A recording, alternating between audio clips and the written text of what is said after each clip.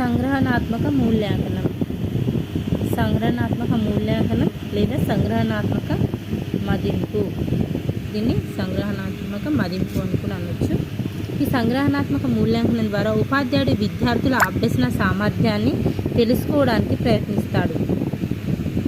సంగ్రహణాత్మక మూల్యాంకనం ద్వారా ఉపాధ్యాయుడు విద్యార్థుల యొక్క అభ్యసన సామర్థ్యాన్ని తెలుసుకోవడానికి ప్రయత్నిస్తాడు. విద్యార్థి బోధనాభ్యసన ప్రక్రియల ద్వారా నేర్చుకున్న అంశాలను మొత్తంగా మూల్యాంకనం చేయడాన్ని సంగ్రహణాత్మక మూల్యాంకనం, సమ్మేటివ్ అసెస్మెంట్ అంటారు.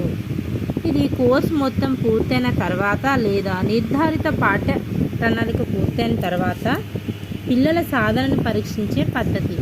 ఈ పద్ధతిలో విద్యార్థి తాను చదివిన కోర్సు ద్వారా ఏం నేర్చుకున్నాడు, ఎంతవరకు నేర్చుకున్నాడు అనే అంశాలను పరిశీలించడం జరిగింది.